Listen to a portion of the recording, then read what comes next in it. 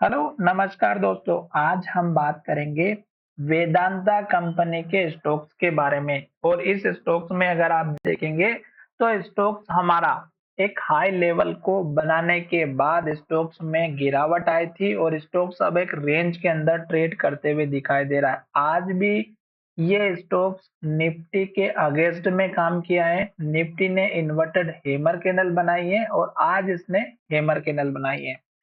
तो कल इस स्टॉक्स में अगर आज का हाई ब्रेकआउट होता है और स्टॉक ऊपर की तरफ जाता है तो आपका पहला टारगेट जो यहाँ पर कल का हाई है वो आप देख सकते हैं। इस कैंडल का जो हाई बना है ये है 455 का। ये आपका टारगेट रखना है।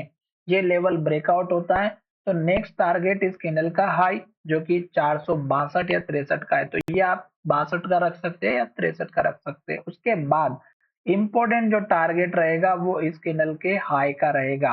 अब ये है 467 से लेकर के 468 तक का। ये लेवल आप लेकर के चलिएगा क्योंकि स्टॉक्स यहाँ से ही गिरावट दिखाई दी थी और एक के बाद एक रेड कैंडल बना के लो बनाते हुए स्टॉक नीचे आया था। तो ये 3 लेवल मैंने बता दिया है। अब सबसे इम्पोर्टेंट टारगेट जो आपका रहेगा 479 या 80 रुपए का। ये लेवल वो लेवल है जहां से स्टॉक्स में स्ट्रॉन्ग रिजेक्शन आया था और स्टॉक्स ने इन्वर्टेड हैमर कैंडल बनाई थी यहाँ पर। तो 479 या 80 का आपको टारगेट रखना है।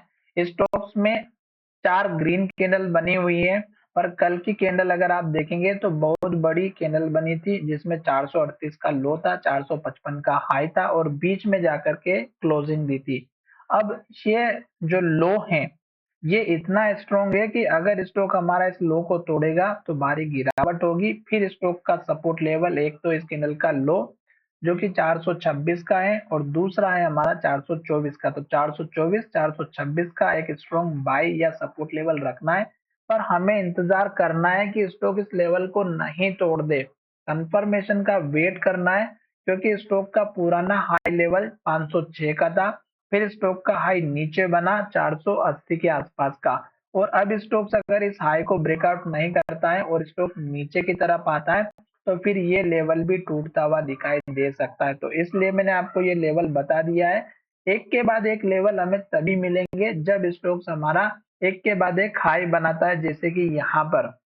और जब भी स्टॉक एक के बाद एक हाई बनाता है, ग्रीन कैंडल बनाता है, तब तक हमें इंतजार करना है। जब हाई बनाना बंद कर देता है तब हमें सतर्क हो जाना है। रेड कैंडल में कभी भी एंट्री नहीं लेना है। चाहे तो आप यहाँ पर चेकआउट कर सकते हैं। एक के बाद एक रेड कैंडल बनी, लो बना और लो के पास क्लोज हुआ और उसी तरह एक के बाद एक हाई बना और स्टॉक ऊपर की तरफ गया, तो हमें इंतजार करना है।